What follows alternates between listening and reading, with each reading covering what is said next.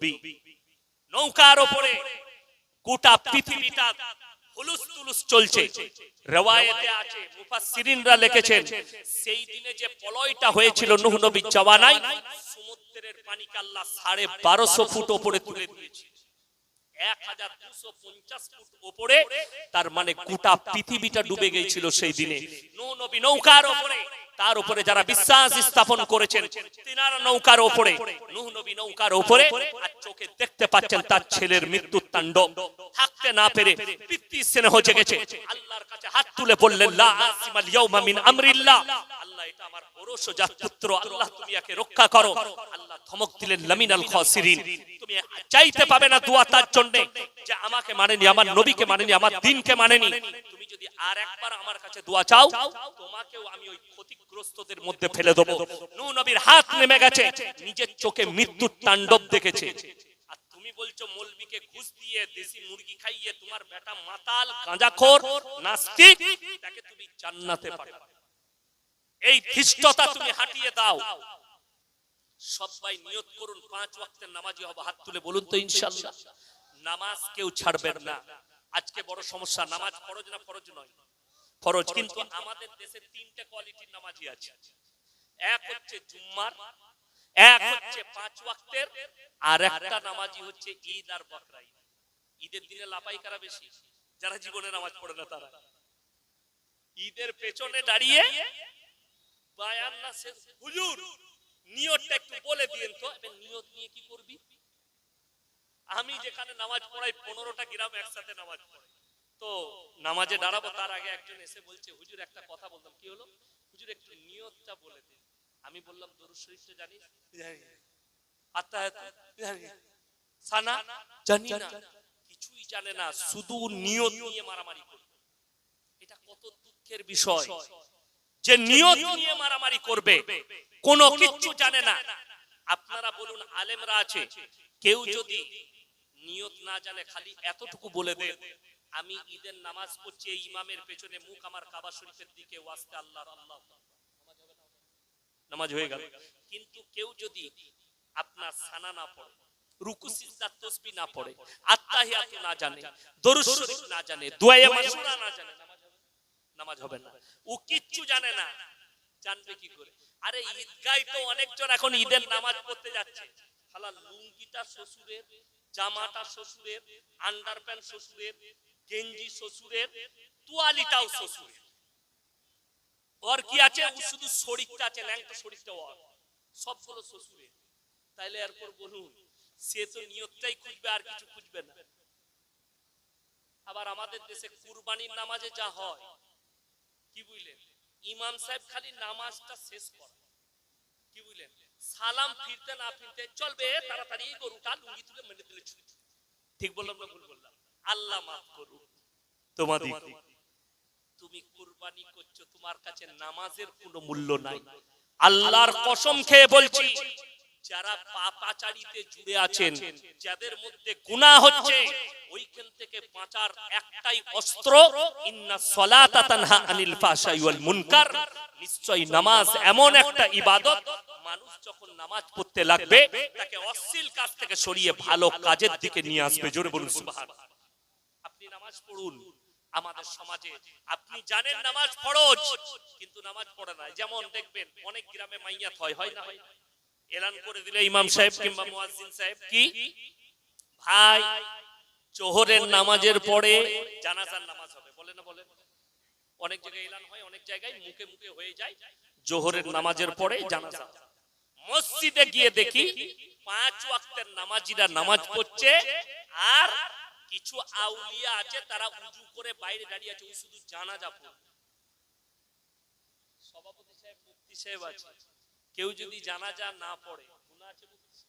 গুনাহ না। কিন্তু কেউ যদি মসজিদের বাইরে দাঁড়িয়ে জেনে শুনে ফরজ নামাজ ছেড়ে দেয়, গুনাহ কবীরা, বড় গুনাহ, জেনে শুনে আপনি পাপ করছেন। আজকে দেখুন, বেঈমান কাফেররা ওটাই চেয়েছে, এদের সম্পর্ক যেন কোরআনের সাথে না থাকে, এদের সম্পর্ক আলেমদের সাথে না থাকে, এদের সম্পর্ক ইসলামের সাথে যেন না থাকে, রাসূলের আদর্শের সাথে না থাকে। বেঈমান কাফেররা ঠান্ডা মাথায় কতগুলো পাপ করেছে আপনি অনুভব করতে পারবেন। বুখারী শরীফের হাদিস, রাসূল সাল্লাল্লাহু আলাইহি সাল্লাম বলেছেন যে পৃথিবীর মানুষকে বলে দাও তোমরা পুরুষরা টাকনুর উপরে কাপড়, কিসের উপরে বললাম? টাকনুর উপরে। কিন্তু বেঈমান কাফেররা তারা প্যান্ট তৈরি করছে, যতগুলো প্যান্ট বড় বড় দামি ব্র্যান্ড কোম্পানির, সব টাকনুর নিচে। ঠিক বললাম না ভুল বললাম? যদি বলেন হুজুর টাকনুর নিচে কেন পড়া হারাম, দুটো কারণ মারাত্মক। নাম্বার 1, টাকনুর নিচে কাপড় পরলে মনের মধ্যে অহংকার আসবে, আর ইসলামে জাহান্নামে যাওয়ার জন্য একটা মারাত্মক কারণ হচ্ছে মানুষের অহংকার। টাকা পয়সার, ইলমের, জ্ঞানের, আপনার গরিমার, শক্তির, এই অহংকারীরা জাহান্নামে প্রবেশ করবে, জান্নাত পাবে না। রাসূলের হাদিস। আপনার মনে যেন অহংকার না আসে টাকনুর উপরে। দ্বিতীয় নম্বর মারাত্মক ক্ষতি, টাকনুর নিচে কাপড় পরলে আপনি দমকল বাজারে হাঁটছেন, কুকুরের মুখ, শুয়োরের মুখ প্যান্টে লাগতে পারে না? পারে না? পারে। আমি গত বছরে মুম্বাই যাচ্ছি, আর সেই সময় আমি সকাল 9টায় ফ্লাইট আছে, 8টা, 8:30, 9টার মধ্যে আমি দাঁড়িয়েছি 5:30টার সময় বোর্ডিং পাস করা। তো আমার সামনে একটা যুবক ছেলে দাঁড়িয়েছে, যদিও বুঝতে পারলাম বিহারি মুসলিম। সে একটা প্যান্ট পরেছে, আমি তার পেছনে আছি, মনে হচ্ছে যেন খুলে পড়ে যাবে। আমি বললাম ভাইয়া थोड़ा ऊपर कर लो ना, तो नीचे खुल जाएगा तो सब गड़बड़ हो जाएगा। से আমাকে বলছে হযরত ये डिजाइन है, মানে শালা ऐसा भी डिजाइन का पैंट निकल चुका है। এরপর বলুন, এই ছেলেটা যখন ওই প্যান্ট পরে মসজিদে নামাজ পড়তে ঢুকবে, তার পেছনে যে দাঁড়াবে তার নামাজ হবে? উসিসগাই গেলেই পেছনে যে থাকবে সে আলী বাবার গুফা দেখতে পাবে, নামাজ শেষ। বেঈমান কাফেররা ওটাই করেছে, এমন পোশাক করো এদের পেট বেরিয়ে যায় নামাজ পড়তে গেলে, এদের পিঠ বেরিয়ে যায়, এদের পাছা বেরিয়ে যায়, যাতে এদের নামাজ করলেই হারাম হয়ে যায়। যেমন মায়েদের জন্য টাকনুর নিচে কাপড় পরতে হবে, বুখারী শরীফের হাদিস। কিন্তু বেঈমান কাফেররা কাপড় তৈরি করেছে, এখন এই রকম উপরে পড়াচ্ছে, এরকম এই উপরে। আর অনেক মেয়ে আবার পায়েতে কালো কার বাঁধছে। জিজ্ঞেস করুন কেন বেঁধেছিস?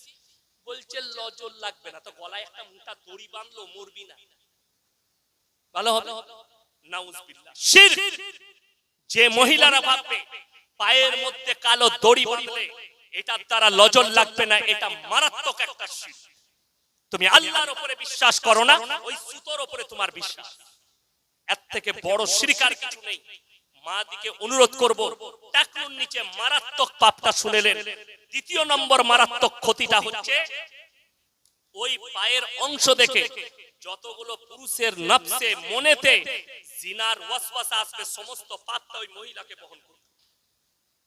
এরপর অনেক শিক্ষিত মেয়ে বলছে পুরুষরা আমাদের দিকে তাকাবে কেন, আমরা যাই বা পোশাক। এখন তো ওরা নাম দিয়েছে মডেলিং, মডেলিং এর যুগ।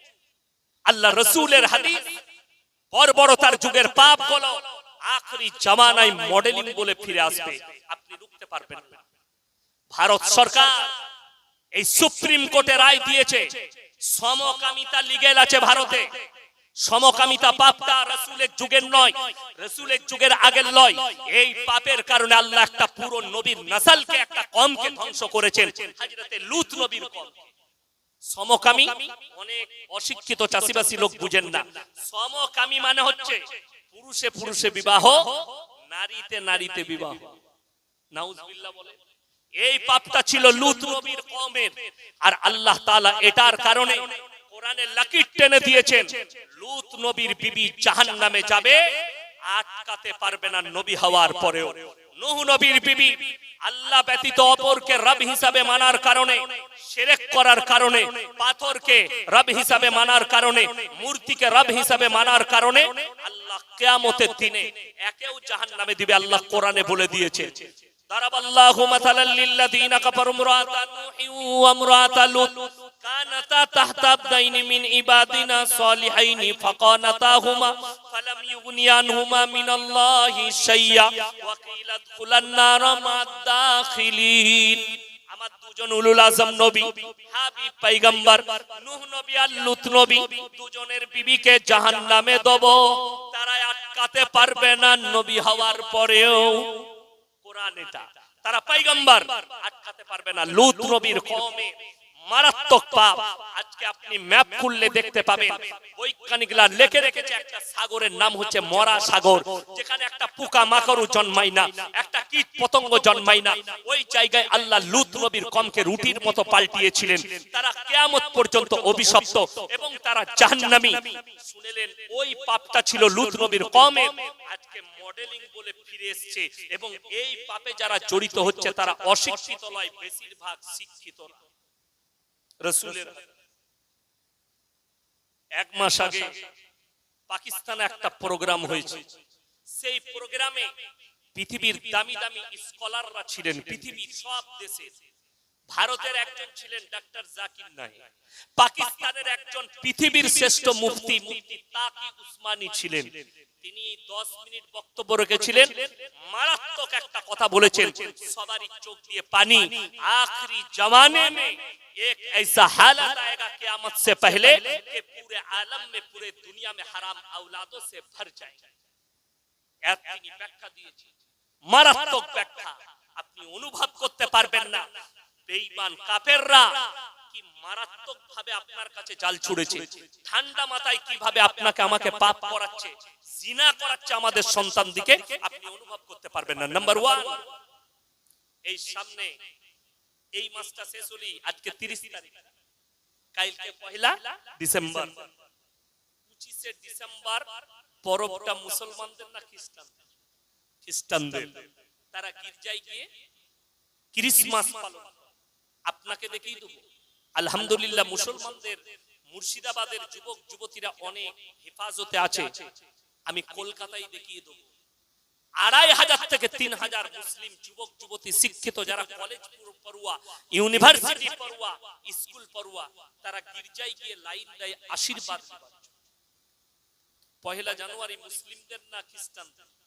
খ্রিস্টান ইহুদি 1 জানুয়ারি। জায়গাটার নাম হচ্ছে কালিয়াচক বাস স্ট্যান্ড। 23 সালের ডিসেম্বরে আমি সেখানে ছিলাম।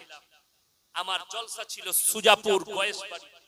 11:45 আমি জলসা শেষ করেছি। যখন গাড়ি ছেড়েছে 13 মিনিট লেগেছে আমার গাড়িতে স্ট্যান্ডকে আসতে, কালিয়াচক স্ট্যান্ড আসতে সুজাপুর থেকে। এসে দাঁড়িয়েছি, জ্যাম 5টা 6টা গাড়ির পেছনে। আমি আমার ম্যানেজারকে বললাম গিয়ে দেখে এসো তো জ্যামটা কিসের। তো সে বললে হুজুর কয়েকশো যুবক মুসলিমদের দাঁড়িয়ে আছে, গোটা রোডটাই বোম বিছিয়ে রেখেছে, 1 লক্ষ থেকে 2 লক্ষ টাকার বোম। তারা 1 জানুয়ারি পালন করবে 12টা বাজার পর। প্রশাসন বাবুরা দাঁড়িয়ে আছে নীরব হয়ে। যেমনি কাঁটায় 12টা বাজলো, বোমগুলো আগুন ধরালো। কমপক্ষে 15 থেকে 20 মিনিট খালি বোম ফাটলো। এগুলো একটাও অমুসলিম নয়, সব মুসলিমদের ছেলে। প্রথমে কোরআনটা শুনিয়ে দিই, সূরা ফাতিহা শেষ আয়াত, গায়রিল মাগযুবি আলাইহিম ওয়ালা দাল্লিন। মাগযুব মানে ইহুদি আর দাল্লিন মানে নাসারা। এই দুটো দলই পদভ্রষ্ট, আর এদের যারা অনুসারী হবে তারাও পদভ্রষ্ট হয়ে যাবে। মুসলমান 1 জানুয়ারি তোমার জন্য হারাম, মুসলমান 25 ডিসেম্বর তোমার জন্য হারাম।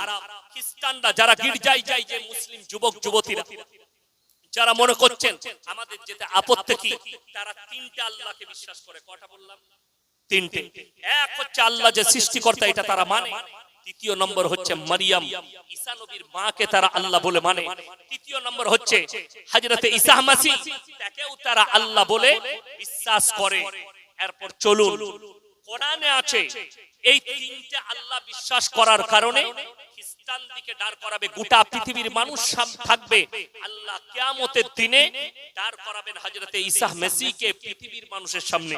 কোরআনে আছে আল্লাহ কি প্রশ্ন করবেন, ইসকাল আল্লাহু ইয়া ঈসা ইবনে মারইয়াম আনতা কুলতা লিন-নাস ইত্তাকিদুনি ওয়া উম্মিয়া ইলাহাইনি মিন দুনিল্লাহ।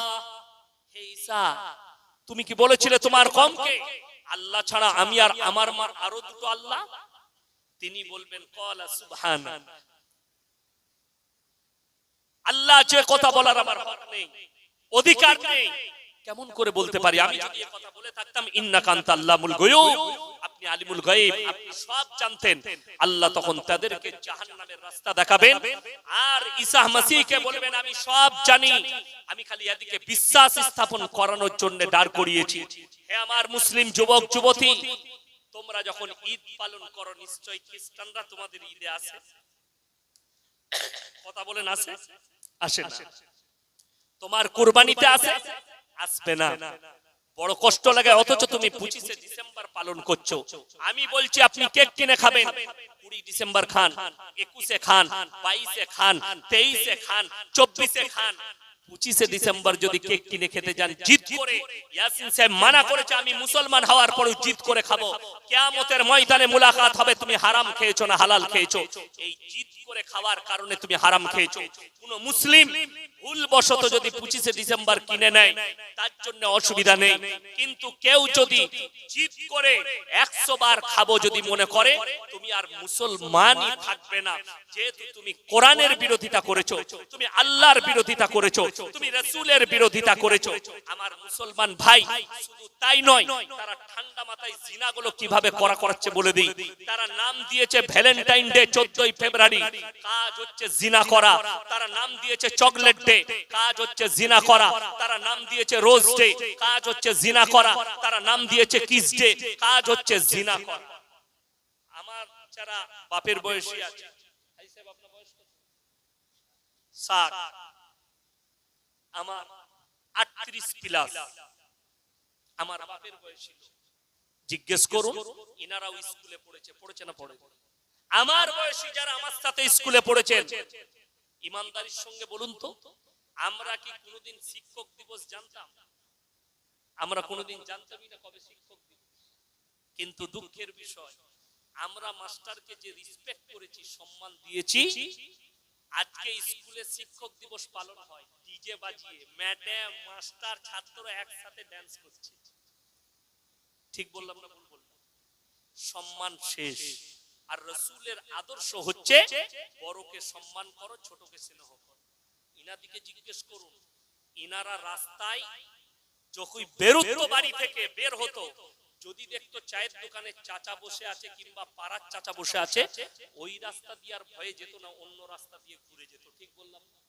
আর আজকে দমকল বাজারে চাচা বসে আছে চায়ের দোকানে, ইউ গিয়ে ঠ্যাংটা তুলে বসলো, চাচা আগুন খান দেন তো গো। চাচা দেখলে আমার সম্মান যখন নাই, তো ভাই তুই সিগারেট খাচ্ছিস, আমাকে এক খান দিস। ঠিক বললাম না ভুল বললাম? শেষ। বড়কে সম্মান নেই, ছোটকে স্নেহ নেই।